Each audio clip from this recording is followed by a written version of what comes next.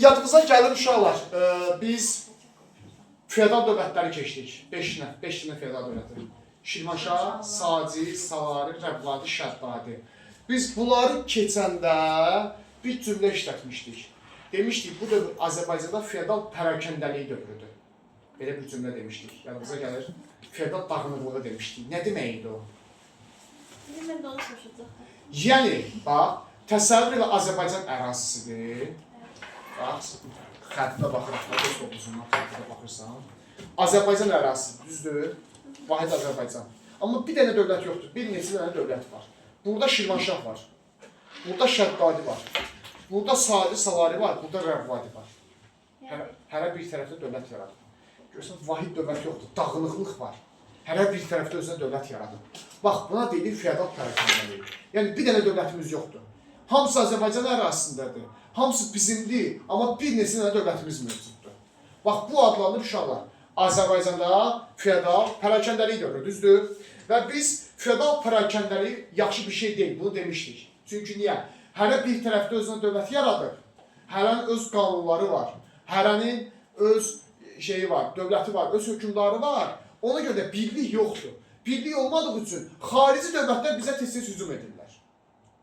Və Azərbaycanda bu dövrdə ən çox yürüyüş edənlərdən biri Slavyanlardır.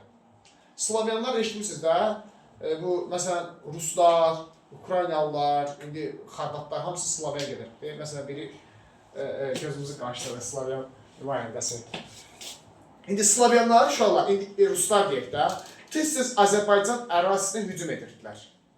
Tez-tez Azərbaycan ərazisinə hücum edirdilər. 9-cu əsrin sonunda Slavyanların Azərbaycana ilk hücumları başlayır. 890-cı illərdən Azərbaycana ilk yürüyüşləri başlayıb. Nə üçün yürüyüş edirlər? Qarət eləmək üçün. Gəlsinlər, əhalinin qarət eləsinlər. Var dövlətini ələ keçirsinlər, çıxıb getsinlər. Bunlar köçəli tayfalardır da. Bunların məqsədi insanları qarət eləməkdir. Amma əsas hansı yürüyüşlərini öyrənirsiniz Slavyanların? Yadda qalan yürüyüşləri. 909, 910, 914, 944, 987, 1030, 1032, 1033, 1175. Görün nə qədər yürüyüşləri var Slavyanların Azərbaycana. Ay maşallah. Xronologiyanı sevənlər üçündür. Bu qədər deyil. Slavyanların Azərbaycana yürüyüşləri, böyük yürüyüşlər 909, 910, 914, 944, 987, 1030, 1032, 1033, 1175. Slavyanların Azərbaycana yürüyüşləri olub. Bu yürüyüşlərin fərqi nədir? İndi burada diqqətli olun. 944 yürüyüşü Bərdə faciəsidir. Sizlə bunu Salari dövlətində demişdik, yanımıza gəlirsə. Yəni 944-də Bərdiyə hücum ediblər, möhkəmlənmək üçün. Möhkəmləmək nə deməkdir uşaqlar? İşğal eləmək. Bərdəni işğal eləsinlər. Burada özlərine bir dövlət yaratsınlar, Slavyan dövləti, Rus dövləti. Amma qalan bütün yürüyüşlərdə Slavyanların məqsədi nədir? Qarət eləmək. Qənimət əldə eləmək, çıxıb getmək. Yəni, yürüyüşlərin, ilk yürüyüşlərin hamısında məqsədləri buydu ki, gəlsinlər, qarət eləsinlər və bu qızıl zinət əşyaları, nə qədər xərac ala bilirlər, alsınlar, çıxıb getsinlər. Bir dənə 944-də burada möhkəmlənmək üçün gəliblər. Burada özlərinə dövlət yaratmaq üçün gəliblər. 944 yürüyüşü zamanı. İşğal eləmək üçün gəliblər Azərbaycanı. Başa düşdünüz? İndi gəlirik birinci 909 yürüyüşündən. 909-cu ildə Azərbaycana hücum edirlər. Slavyanlar da bilirsiniz də haradan gəlirlər? Azərbaycan ərazisində yuxarıdan gəlirlər. Ruslar bizim şimalımızdadır da. Rusiya tərəfdən gəlirlər, Dərbənddən keçirlər də. Keçirlər, gəlirlər Azərbaycan tərəfə. Bəzən də dənizdən gəlirdilər. Gəmi ilə gəlirdilər. 909-cu il yürüyüşlərində bunlar Abaskun adasını tuturlar. Adanın adıdır. Abaskun adası. Amma Şirvanşahların qoşunları bunları məğlub edir. Və bunlar məğlub olub geri çəkilirlər. Başa düşdünüz? Heç nə deyəmirlər. 910-cu ildə bunlar bir də gəlirlər. Bu dəfə bir Sarı adası var Xəzər dənizi sahillərində. Sarı adasını tuturlar, yerli əhali bunları məğlub edir, yenə gölü göndərir. O adadakı yerli əhali özü silahlanır, bunları məğlub edib, bunları geri göndərir. Yenə bir ciddi uğur qazana bilmirlər. 914, bu böyük yürüyüş adlanır, 914. Burada Xəzərlərin köməyi ilə gəlirlər. Xəzərlərin köməyi deyirik. 914 yürüyüşünə. Xəzər xalqanlığına deyirlər ki, Xəzərlər də böyük dövlət olub, güclü dövlət olub.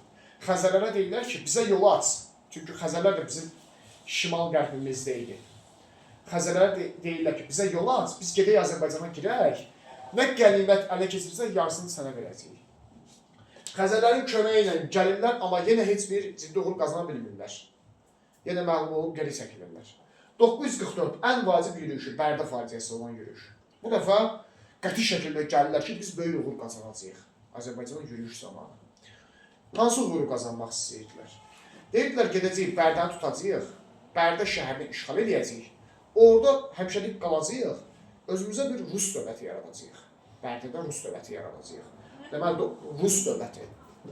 Deməli, 944 yürüyüşlərində məqsədləri möhkəmlənməkdir. Gəmilərlə, qrup qoşunlarla gəlirlər. Kim deyər, Bərdə bu dövrdə hansı dövlətin tərkibindəydi? Salari. Salarilər dövlətin tərkibindəydi. Mərzban ibn Məhəmməd. Salarilər də bilirsiniz ki, qüdrətli dövlətdir. Hansı hökmlar idi? Mərzban ibn Məhəmməd. Mərzban ibn Məhəmməd Salari dövlətin ilk hökmları. Gəlirlər Bərdə şəhərinə yürüyüş edirlər. Onda ortaya sual çıxır. Necə olur bunlar Bərdəni tutur? Çünki Mərzban ibn Məhəmməd qüdrətli hökmdardır. Salari dövləti qüdrətli dövlətdir. Necə olur ki, bunun Slavyanlara gücü çatmır? Mosul əmrinin qiyamı. Deməli, o dövrdə Mosul əmrinin qiyamı baş verir. Mosul Salari dövlətinin şəhəri olubdur. Mərzban ibn Məhəmməd də bu yazır. Qoşunlarını göndərir o üsyanı yatırmağa Mosul şəhərinə ki, o üsyan yatırılsın. Başa düşdünüz? Başı qarışır ona, Bərdə şəhəri müdafiəsiz qalır. Slavyanlar gəlib Bərdəni ələ keçirirlər. Bərdədə dəhşətli qırğınlar törədirlər və qarət halları baş verir. 944-cü ildə. Amma qala bilmirlər. Deməli, 945-də Bərdədən çıxırlar. Amma möhkəmlənmək üçün gəlmişdilər halbuki. Bərdədə qala bilmirlər. Niyə? İki dənə səbəb olacaq. Birincisi, epidemiya yayılır, xəstəlik yayılır Bərdə şəhərində. İkincisi, yerli əhali ciddi müqavimət göstərir. Bərdəlilər özləri əllərinə silah götürürlər, silahlanırlar, düşmənə qarşı döyüşürlər. 944-cü ildə yenə yürüyüşləri uğursuz oldu da, möhkəmlənə bilmədilər. Düzdür, biraz qarət edirlər yerli əhalini. Amma məqsədləri burada möhkəmlənə qalmaq idi. Qala bilmirlər, çıxırlar Azərbaycandan. 987-ci il yürüyüşləri. Bir dəfə Dərbəndə gəlirlər. Bunları Dərbənd hakimi çağırır, uşaqlar. Dərbəndin hakimi var idi bu dövrdə. Feodalların özbaşınalığına görə Slavyanları köməyə çağırır. Bu da axmaq adam idi. İndi feodallar özbaşınalıq edir, başqa məsələ. Amma durub niyə qonşunu çağırırsan ki, gəl mənə kömək elə? Başa düşdünüz? Siyaseti bilməyib. Hə, Slavyanlar da gəlirlər, Dərbənd hakiminin göstərişi ilə gəlirlər, girlər Dərbəndə. Həmin o feodal kimdir? Varlı təbəqə. Həmin o varlıların mülklərini əllərindən alırlar, onları cəzalandırırlar. Amma yerli əhalini də qarət edirlər, günahsız insanları da qarət edirlər. Dərbənd hakiminin səhvidir. Deməli, 987-də Dərbəndə gəlirlər. Sonra 1030-da Beyləqana gəlirlər. Yadımıza gəlir, bunu Şəddadi dərsində də demişdik. Musa ibn Fəzl. Musa. Hə. O axmaq Musa demişdik biz ona. Slavyanları çağırır Beyləqana. Hökümdar Slavyanları dəvət edir öz ölkəsinə. Bu gör necə hökümdardır da. Niyə dəvət eləmişdi Slavyanlar? Qardaşına qarşı. Qardaşına qarşı. Demişdik, Şəddadi hökümdarı Musanın qardaşı qiyam qaldırmışdı Beyləqan şəhərində. Musa da ki, qardaşın qiyamını yatıra bilmirdi, gücü çatmırdı. Ona görə Slavyanları köməyə çağırır. Slavyanlar da gəlir Bərdə şəhərinə daxil olub, başlayırlar Bərdəni qarət etməyə. Başa düşdünüz? Beyləqanı qarət edirlər. Deməli, 987-də onları Dərbənd hakimi çağırıb. 1030-cu ildə isə Şəddadi hökümdarı çağırıb. 2 dəfə bura çağırışla gəliblər. Öz istəklərindən yox, çağırışla gəliblər. 1032-1033 Şamaxıya gəlirlər. Şamaxını qarət edirlər. Şirvanşahları. Şirvanşahların şəhərini. Paytaxt idi bu dövrdə də. Amma sonra Şirvanşahlar bunları qovur. Bir də 1175-də yenə Azərbaycana hücum edirlər Şirvanşahların üzərinə. Amma yenə heç nə qazana bilmirlər. Şirvanşahlar yenə bunları məğlub edir. Bundan sonra bir də yürüyüşləri olmur. Bundan sonra gedib özlərinə dövlət yaradacaqlar Rusiyada. Rus dövlətini yaradacaqlar. Bu olur Slavyanların Azərbaycana yürüyüşləri. Görürsünüz, çətin bir şey yoxdur. İllərini öyrənirsiniz. İlk yürüyüşlər 9-cu əsrin sonlarından başlayıb, amma ciddi bir uğur yoxdur ilk yürüyüşlərdə. Yadda qalan yürüyüşləri 909, 910, 14, 44, 987, 1030, 1032, 1033, 1175. Özünüz üçün bir bölüsünüz də dərsi. Bir dənə möhkəmlənmək üçün gəliblər 944-də Bərdə faciəsində. Qalan hamısında qarətə gəliblər, qənimət əldə eləməyə gəliblər. Bir dənə möhkəmlənmək üçün 944-də Bərdə faciəsində. Orada da möhkəmlənə bilməyiblər. Sonra 2 dəfə çağırışla gəliblər. Çağırışla gəliblər 2 dəfə. 987-də Dərbənd hakiminin çağırışından gəliblər. 1030-da isə Şəddadə hökmdarının Beyləqana çağırmasından gəliblər. Qalanlarda belə özləri gəliblər. Axırda da Slavyanların yürüyüşləri başa çatır. Bu oldu Slavyanların Azərbaycana yürüyüşü. Çox asan təşkil. Hə, isim yoxdur. Harda? Hə, bu qutardı. İndi gəlirik mədəniyyətə. Mədəniyyət arası. Bu qədərdir. Mədəniyyətdə şəhərlər var. Azərbaycan mədəniyyəti uşaqlar. Bu dövrdə Azərbaycan mədəniyyəti ilə bağlı nə deyə bilərik? Bilirsiniz ki, bu dövrdə bizdə feodal dağınıqlığı var idi, bayaq dedik. Bu da yaxşı bir şey deyil də, bir dövlətimiz yoxdur. Feodal dağınıqlığı olan yerdə də mədəniyyət zəif olur həmişə. Ona görə bizdə biraz mədəniyyətdə zəifləmə var idi bu dövrdə. Amma yenə də bəzi ciddi uğurlarımız var mədəni sahədə. Şəhərlərimiz haqqında öyrənəcəksiniz. Bu Azərbaycan mədəniyyəti, yoxsa Slavyan? Azərbaycan mədəniyyəti. Bərdə şəhəri. Bizim orta əsrlər dövründə ən məşhur şəhərlərimizdən biridir. O dövrdə ən əsas şəhərlərimizdən biri Bərdə şəhəridir. Bərdə Azərbaycanın ən gözəl şəhərlərindən biri adlandırılırdı. Arandan. Hə, bilməm niyə. Nəysə, ən gözəl şəhərlərindən biri deyirlər Azərbaycana. Orta əsrlər dövründə gözəl imişlər. Deyilən ki, abadlıq var idi o vaxt. Abadlıq işləri falan da var idi. Gözəlliyinə görə Bağdadla müqayisə edirdilər Bərdə şəhərini. Bağdad ərəblərin paytaxtıdır. Bu bərabərdir bu. Gözəlliyinə görə Bağdada bərabər Azərbaycan şəhəri Bərdədir. Ümumi haqqında öyrənəcək mədəniyyət. Yox, Azərbaycan tarixində olur mədəniyyət. Bir də var, Təbriz böyükdür Bağdad. Bu nə deməkdir? Gözəlliyinə görə Bağdaddan da gözəldir Təbriz şəhəri. Gördünüz fərqini? Gözəlliyinə görə Bağdada bərabər Azərbaycan şəhəri Bərdədir, belə yazılır. Gözəlliyinə görə Bağdaddan da gözəldir Təbriz şəhəri. Demək, Təbriz lap gözəldir. Başa düşdünüz, daha qəşəng şəhəriymiş. Təbriz böyükdür Bağdad, yadda qalacaq da. Belə. Bərdə Bağdada bərabərdir, bu bərabərdir bu. Bərdə gözəlliyinə görə Bağdada bərabərdir. Amma Təbriz Bağdaddan daha gözəldir. Və Təbrizi gözəlliyinə görə saf qızıla bənzədirdilər. Nəyə öyrənəcək? Saf qızıla. Qızıl gözəl şeydir ya. Çünki bəyənirdir. Dəyərli şeylər də gözəl olur. Dəyərli insan da gözəl olur. İnsanı gözəl eləyəndə onun dəyəridir deməli. İndi Bağdad bərabərdir, Bərdə bərabərdir Bağdad gözəlliyinə görə. Təbriz isə Bağdaddan da gözəldir. Və saf qızla bənzəyən Təbrizdir. Yaxşı, qatmayacaqsınız bunları. Orada cümləyə baxmalısınız da, daha gözəl deyil, yoxsa Bağdada bərabər deyil. Ya saf qızıl deyilsə Təbriz. Bərdəni Aranın anası adlandırırdılar. Aranın anası dedikləri şəhər Bərdəni. Bərdəni Aranın anası adlandırırdılar.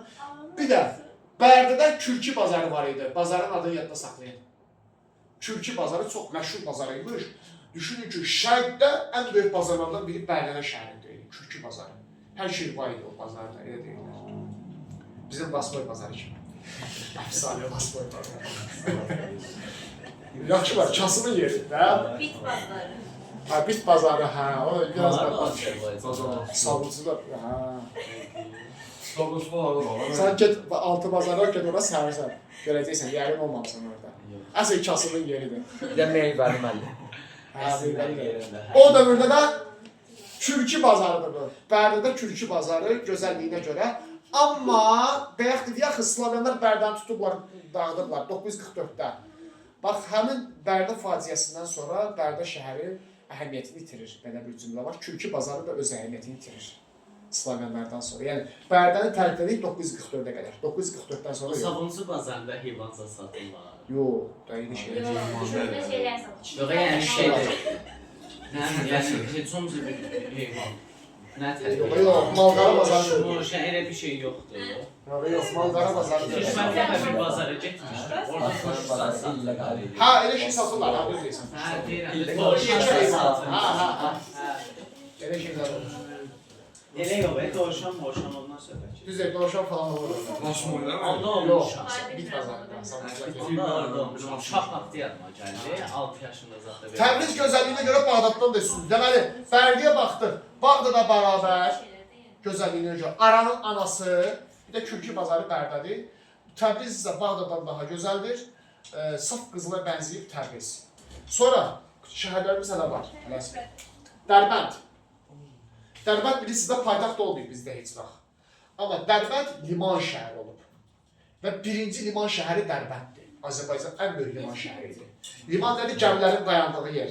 Dərbənd də bilirsiniz ki, dənizin ortasındadır, dənizin yanındadır. Və Dərbənddən uşaqlar kanalizasiya sistemi yaranıb. Nə səs? Kanalizasiya sistemi. Nə səs? Çox əhəmiyyətli bir hadisi. 10-cu əsr. Çox belə şey olur. Azərbaycanda ilk kanalizasiya. İşləri öyrənməlisiniz. Dərbəndədir. Yox, o dövr üçün yaxşı bir şeydir uşaqlar.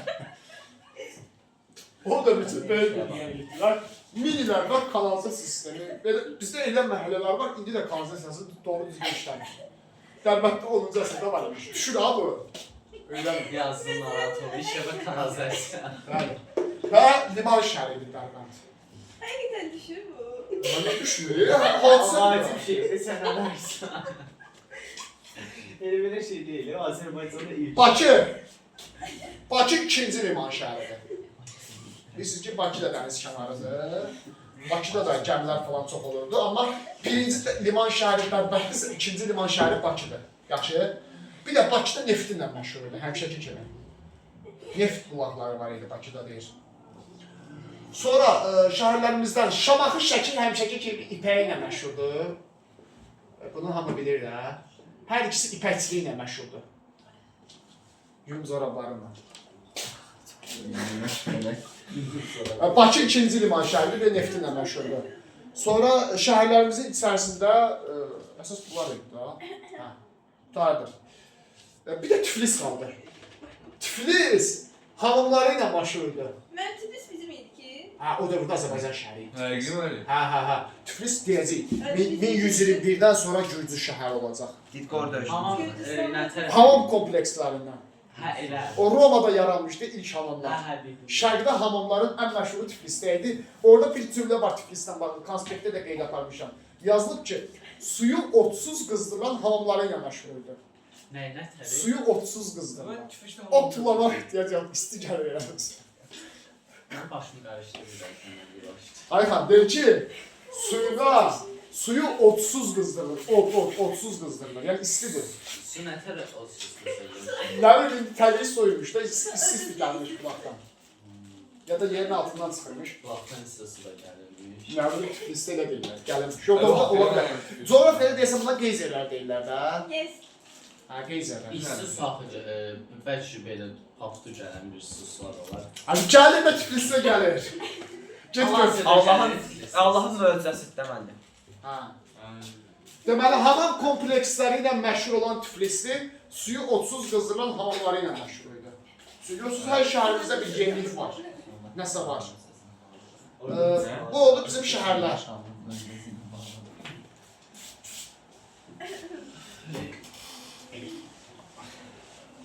Görürsünüz, mədəniyyət çətin deyil, amma qutarmadı mədəniyyət. Hə, gəlirik yenə bu dövrdə kəndlərə. Bu kəndini yenə dərdi torpaqdır. Yetim kəndli, hər yerdə torpaqsız. O Yunanistanda bayaq dediyi, bunlar Solondan bəri torpaq istəyirlər, eramızdan 7-ci əsrdən bəri. Hələ də bunların torpağı yoxdur. Amma biraz vəziyyətləri düzəlib, əvvəlki dövrə baxanda. Niyə? İki cür kəndli var. Bu dövrdə Azərbaycanda iki cür kəndli var. Bir var Uluc, bir var Azad kəndli. Qeyd eləmişəm mən konspektdə də. İkisi də kəndlidir. Amma fərqi nədir? Uluc kəndli asılıdır. Yəni tam azad deyil də, yarı azad, yarı asılıdır. Uluc. Azad isə də azaddır. Azad kəndli adından bilirsən ki, azaddır. Bu isə asılıdır. Bəs bunun fərqi nədir? Ulus kəndli düzənlikdə yaşayır. Azad kəndli dağlıq bölgədə yaşayır. Bu dağda yaşayır. Dağda yaşamaq çətindir də, soyuq olur, iş yoxdur, güc yoxdur dağda. Ona görə azaddır. Çünki dağın başında yaşayır. Dağda yaşadığı üçün azaddır. Çünki dağın başında kim var ya, heç kim yoxdur. Ulus nisbətən daha yaxşı yerdə yaşayır. Şəhərin mərkəzində, düzənlikdə yaşayır. Amma asılıdır. Yaxşı yerini yaşadığı üçün. Aid edə biləcəksiniz. Şəhərdə yaşayır olur. Hə, düzənlik deyil ona, şəhər demirik. Düzənlikdə yaşayır ulus, ona görə də asılıdır. Çünki yaxşı yerdə yaşayır. Yaxşı yerdə yaşayırsa asılıdır. Azad isə, azad olduğu üçün pis yerdə yaşayır. Dağın başında yaşayır, dağlıq bölgədə yaşayır. Başa düşdünüz? Sonra bu dövrdə Azərbaycanda hansı anlayışlar var? Amil. Amil kim idi? Buna da Vergi yığan ərəblərdən. Vergi yığan. Vergi müfəttişləri ərəblər dövründə amil adlanır. Bir də var qəbalə. Qəbələ deyil ha bu, qəbalədir. Bu kağızdır, vergi kağızı. Elə bil o amil gəlib qapını döyür, sənə kağızı göstərir, qəbaləni göstərir ki, bax mən vergini yığmağa gəlmişəm. Sən də bilirsən ki, o vergi yığan şəxsdir. Vergini versən ona. Mən o qəbələ deyəcəm. Qəbalə, qəbalə. Vergi yığdığını bildirən kağızdır da. Başa düşdünüz? Qəbalə. Sonra gəlirik ən əsas məsələyə. Saat necədir? Bilsən? 9 dəqiqə qalıb. Hə, gəlirik indi memarlıq abidələrinə. Bunu da öyrənin, sizdən başqa işini istəmirəm. Azərbaycanda bəzi qalalar var, bəzi abidələr var, onların əsrlərini öyrənməlisiniz. 3-7-ci əsrlər, 9-11-ci əsrlər və 7-8-ci əsrlər. Bu dövrdə Azərbaycanda memarlıq abidələri var. Bunu öyrənə bilsəz öyrənərsiniz. Biraz buralar çətin yerlərdir. Məsələn, 3-7-ci əsrlər Albaniya dövrüdür, düzdür? Yadınıza gəlir 3-7-ci əsrlər. Sasani Albaniya. Albaniya Sasaniləri tərkibində idi. Albanların dini nədir? Bəli. Albanların dini nədir? Xristianlıq. Xristianlıqda məscid olar, yoxsa məbəd olar? Kilsə. Kilsə olar, məbəd də olar. Amma məscid olmaz. Deməli, məbədlər, kilsələr hamısı 3-7-ci əsrdədir. Məsələn, Kiş məbədi. Şəkidədir. Kiş məbədi Şəkidədir. Şəkiyə Kiş şəhəri deyirlər o vaxtda. Biz bilirik ki, 3-7-ci əsrdədir. Niyə? Niyə? Çünki məbəd nəyə göstərir? Xristianlığı. 7-8-ci əsrdə olanmaz. Çünki biz onda ərəblərin tərkibində idik, müsəlman idik. Müsəlman niyə məbəd tikdirsin, məscid tikdirər? Biz 3-7-ci əsrlərdə xristianlığı qəbul etmişdik, Albanlar da yəni. Ona görə məbəd deyilsə 3-7-ci əsrlər. Məsələn, Amaras monastırı. Keşişlər qalırdı orada. Ha. Amaras monastırı, uşaqlar. Monastır kilsənin biraz kiçik variantıdır elədir. Balaca variantıdır.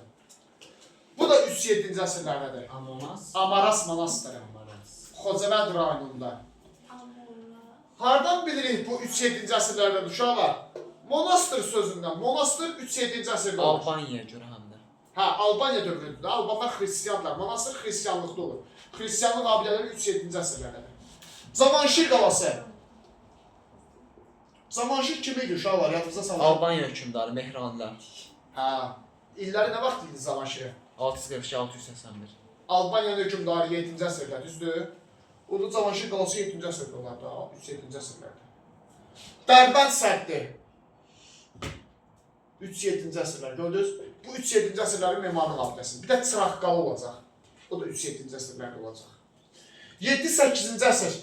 Biz hansı dövlətin tərkibindəyik? Ərəblərin. Ərəblərin dini nədir? İslam. Bizim dinimiz nədir artıq? İslam. Onda bu dövrdə bizdə artıq məbəd, monastır, kilsə tikdirilməz. Artıq onda gəlir məscidlərə. Məsələn, Cümə məscidi. Görsən? Necə? Düz. Daha çox elə bir mövzudur ki, memarlıq abidələri. Əzbərçilikdir də daha çox təəssüf ki. İşte o dövrdə indi qədər var Cümə məscidi. Var, hə, biraz arağı təmin etdirmək. Cümə hardaydı məndə? Şamaxıda. Görməmişəm. Şamaxılı sansən? Bəli, mən. Götür. Gedəndə taparam mən. Abidə kimi şəkil çəkdir. Məbəd. Heç bir mecbur deyil. Məbəd deyilsiz məbəd. Az özümüzün burada. Heç kimdə belə deyil ki, orada tarixi abidə var da. Yəni, biz bu kitab yazan bədbəxtimdir, bir də ki biz burada özümüz sınır gəlirik bu. Amma orada qəşəng pullar olar da. Harda? Kilsənin. Pul qoyarlar indi ona. İndiyə pul qoyarlar. Sən Azərbaycanlıları tanımırsan deyəsən. Çünki axı kilsələrdə biz sizə yerə bastırırdılar. Sənin də ağlına gələn çox da Gələn başqalar nə var ya, ora heç əl vurmuyublar amma. Cümə məscidi, sonra Sündü məscidi uşaqlar. Şamaxıda deyil Sündü məscidi də. Bunu görməmsən. Görmüşəm mən. Yol. Kənarında. Mən yolun rayonunda. Sündü məscidi. İnanırsınız, deyirlər, heç inanmam gəldi. Cümə məscidini görməmsənsə, şimdi məscidini görürəm. Əlincə qalası.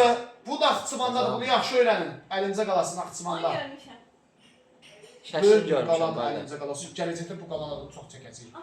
Deyə bilərsiniz ki, mən bu necə yadda saxlayaq? 3-7-dir, 7-8-dir, ya 9-11-dir. Çünki Əlincə qalası heç bir. Bunu ancaq ezbərləyirsiniz. 9-11 əlində qalır. 9-11-ci əsrdə Əlincə qalası. 9-11. Mən bəzilərini dedim, mən hələ çoxdur. 7-8-i 3 dənədir. 9-11-də biraz çoxdur. Məsələn, Xudafərin körpüsü. Bu ilin bilirdiniz ha Xudafərin. 27-ci ildə. 2027-ci ildə yanımıza gəlişən Xudafərin körpüsü var idi da uşaqlar. Ha, Şaddadə hökmdarı tikdirmişdi. Fəzl bin Məhəmməd. Deməli 2027-də 11-ci əsrdə düşür Xudafərin körpüsü də məşhur abidədir 11-ci əsrdə. Bu formada öyrənəcəksiniz ikinci günə. Yaxşı? Bəli. Testləri